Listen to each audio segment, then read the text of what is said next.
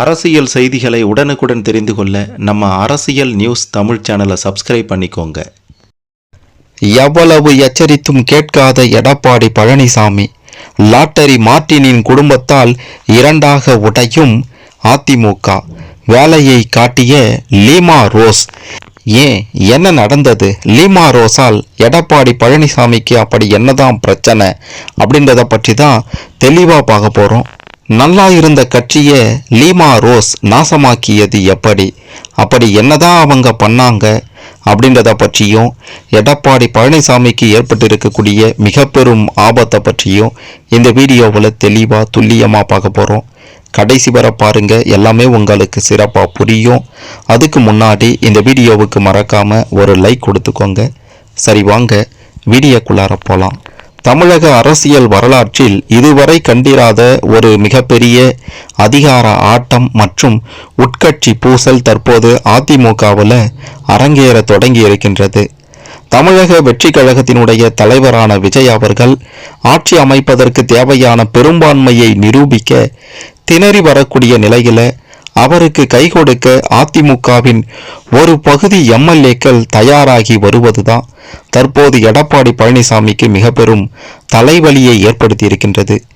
இந்த அரசியல் நிலநடுக்கத்தின் மைய புள்ளியாக இருப்பது லாட்டரி அதிபர் மார்ட்டினின் குடும்பம் அப்படின்றது எடப்பாடி பழனிசாமிக்கு இன்னொரு மிகப்பெரிய அதிர்ச்சி.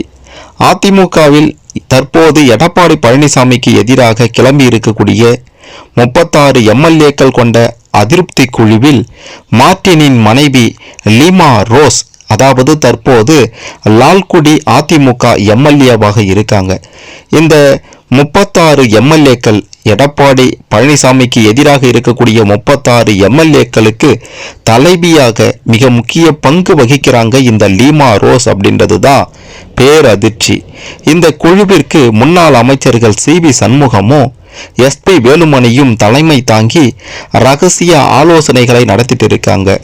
இதற்கு இந்த லீமா ரோஸ் பார்த்தீங்கன்னா ஆதரவாக செயல்பட்டு கொண்டிருக்காங்க. இந்த நகர்வின் பின்னணியில மார்ட்டினின் மருமகனும் தாவேகா தலைவர் விஜயின் வலதுகரமாக செயல்பட்டு வரக்கூடிய ஆதவ் அர்ஜுனா மிக தீவிரமாக செயல்பட்டு கொண்டிருக்கிறார் அப்படின்றது தான் தற்போது வெளியாகி இருக்கக்கூடிய அதிர்ச்சி தகவல். மார்ட்டினின் குடும்பம் தங்களுடைய அரசியல் மற்றும் பொருளாதார பலத்தை பயன்படுத்தி அதிமுகவை உடைத்து விஜயின் ஆட்சியை நிலைநிறுத்த திரை மறைவில் காய் நகர்த்தி வருகின்றது அப்படின்றது எடப்பாடி பழனிசாமியின் காதுகளுக்கு சென்று அதிர்ச்சியை ஏற்படுத்தி இருக்கின்றது. அதிமுகவில் மொத்தம் 47 எம்எல்ஏக்கள் இருக்கக்கூடிய நிலையில கட்சி தாவல் தடை சட்டத்திலிருந்து தப்பிக்க 32 எம்எல்ஏக்கள் போதுமானது. ஆனால் தற்போது 36 பேர் லீமா ரோஸ் மற்றும் ஆதவ் அர்ஜுனாவின் வியூகத்தால் அணி திரண்டிருக்காங்க. அவர்கள் மீது எடப்பாடி பழனிசாமியால எந்தவித நடவடிக்கையும் எடுக்க முடியாத சூழல் ஏற்பட்டிருக்கின்றது. என்ன காரணம்னா, கிட்டத்தட்ட 32 எம்எல்ஏக்களுக்கு உள்ளார இருந்தால் மட்டும்தான் கட்சி தாவல் தடை சட்டம் மூலமா அதிமுகவுடைய பொதுச் செயலாளராக இருக்கக்கூடிய எடப்பாடி பழனிசாமி அவர்கள் நடவடிக்கை எடுக்க முடியும். அதுவே 32 எம்எல்ஏக்களுக்கு மேல எம்எல்ஏக்கள் அந்த கட்சியில இருந்து விலகினா அந்த கட்சியால எதுவுமே பண்ண முடியாது. அதன்படி தான் தற்போது 37 லீமா ரோஸோடு சேர்த்து 37 எம்எல்ஏக்கள் அதிமுகவில் இருந்து விலகி தாவேகாவிற்கு செல்ல தயாராக இருக்காங்க. இதன் காரணமாகத்தான் எடப்பாடி பழனிசாமி என்ன முடிவெடுக்கிறது அப்படின்ட்டு தெரியாம ஒரு பக்கம் உறைந்து போயிருக்கிறாரு. அதிமுகவில் திடீரென இந்த லீமா ரோஸுக்கு எம்எல்ஏ வேட்பாளராக வாய்ப்பு தரும்போதே இது ஆபத்து, அவங்கள சேர்க்க வேண்டாம் அப்படின்னுட்டு அதிமுகவுடைய சீனியர்கள் எல்லோருமே எடப்பாடி பழனிசாமியை எச்சரித்திருக்காங்க. ஆனா அதையெல்லாம் கேட்காம எடப்பாடி பழனிசாமி சீட் கொடுத்திருந்தாரு. அதன் பிறகு பார்த்தீங்கன்னா பல கோடி ரூபாய் செலவு செய்து அந்த லீமா ரோஸ் எம்எல்ஏவாகவும் ஆகிட்டாங்க. தற்போது அவங்க தான் எடப்பாடி பழனிசாமிக்கு பெரும் ஆபத்தாக மாறி போயிருக்காங்க. விஜய்க்கு தற்போது 120 எம்எல்ஏக்களினுடைய ஆதரவு இருப்பதாக சொல்லப்பட்டாலும் விடுதலை சிறுத்தைகள் மற்றும் இடதுசாரிகளின் ஆதரவு அப்படின்றது பார்டர் கணக்காகவே இருக்கு. இத்தகைய சூழ்நிலையில தான் மார்ட்டினின் குடும்பத்தின் ஆதரவோடு அதிமுகவின் ஒரு பெரிய பகுதி விஜய்க்கு ஆதரவு அளித்தா அது விஜய்க்கு ஒரு நிலையான ஆட்சியை கொடுக்கும். கிட்டத்தட்ட 5 வருட காலத்திற்கு விஜயின் ஆட்சியை யாராலும் ஆட்டவும் முடியாது, அசைக்கவும் முடியாது. இதனால தான் பார்த்தீங்கன்னா தாவேகாவில் இருக்கக்கூடிய விஜயின் வலதுகரமாக செயல்படக்கூடிய தற்போது அமைச்சராகவும் இருக்கக்கூடிய ஆதவ் அர்ஜுனா தன்னுடைய மாமியார் லீமா ரோஸின் உதவியுடன் அதிமுகவின் முக்கிய புள்ளிகளை ஒரு பக்கமாக வரவழைத்து அதிமுகவை இரண்டாக உடைத்து கிட்டத்தட்ட 37 எம்எல்ஏக்களை தாவேகா பக்கம் இழுத்து விஜய்க்கு நிலையான ஆட்சியை கொடுத்து 5 ஆண்டு காலம் ஆட்சிக்கும் கட்சிக்கும் எந்த பிரச்சனையும் இல்லாமல் இருக்க வேண்டும் அப்படின்றதுக்காக ஆதவ் அர்ஜுனாவும் லீமா ரோஸும் திட்டம் போட்டு அதிமுகவை உடைக்க பார்க்குறாங்க. நிச்சயமாக அவங்க உடைத்திடுவாங்க. கண்டிப்பாக இன்னும் ஒரு சில நாட்களில் அதிமுகவுடைய அந்த எம்எல்ஏக்கள் அனைவருமே பார்த்தீங்கன்னா விஜயின் பக்கம் போவாங்க அப்படின்றது உறுதி. அது மட்டும் இல்லாமல் எடப்பாடி பழனிசாமியினுடைய பதவியும் பறிக்கப்பட இருக்கின்றது. அதாவது பொதுச் செயலாளர் பதவி அவரிடம் இருந்து பறிக்கப்படவும் இன்னும் ஒரு சில நாட்களில் ஏற்பாடுகள் தயாராக இருப்பதாக தகவல்களும் வெளியாகி இருக்கின்றது. அதிமுகவின் தலைமை பொறுப்பிலிருந்து எடப்பாடியை ஓரங்கட்டணும் அப்படின்றது தான் தற்போதைக்கு இந்த லீமா ரோஸினுடைய வேலையாம்.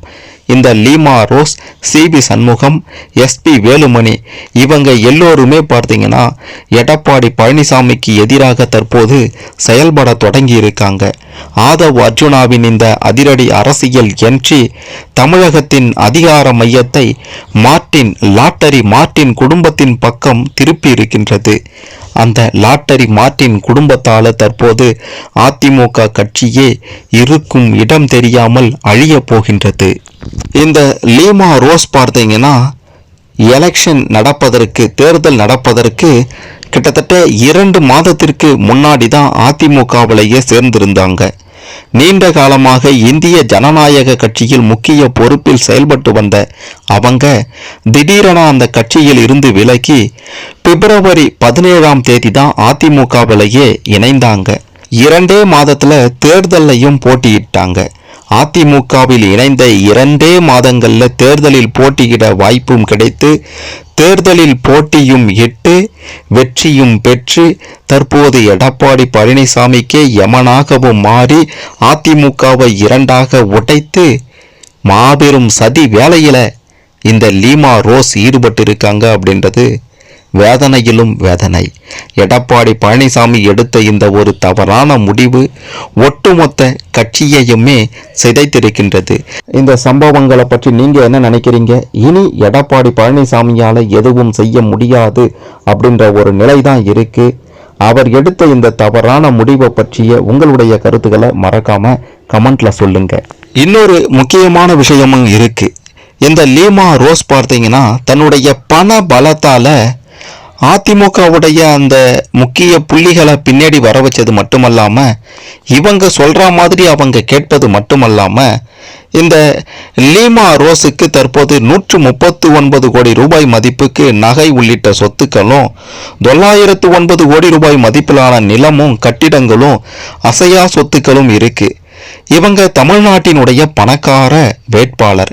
இந்த லீமா ரோஸ் தற்போது என்ன பண்ணிருக்காங்கன்னா அதிமுக கட்சியினருக்கு கார் பரிசாக கொடுத்து இன்ப அதிர்ச்சி கொடுத்திருக்காங்க.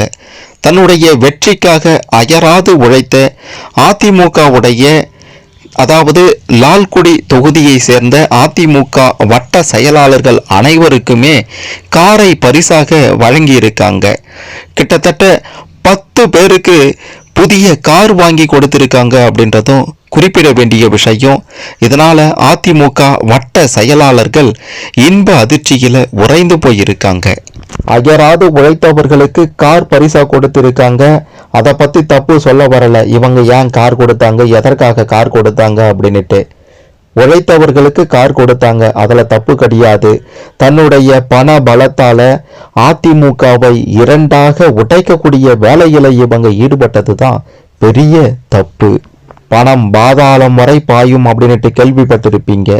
தற்போது இந்த லீமா ரோஸினுடைய பண பலத்தால கட்சியில சேர்ந்த 2 மாதத்துல தேர்தலில் போட்டியிட வாய்ப்பும் கிடைத்து பண பலத்தால தேர்தலில் வெற்றியும் பெற்று அதிமுகவையே, அதிமுக எனும் மாபெரும் கட்சியையே ஒன்றுமில்லாமல் செய்துட்டாங்க அப்படின்றதும் குறிப்பிட வேண்டிய விஷயம்.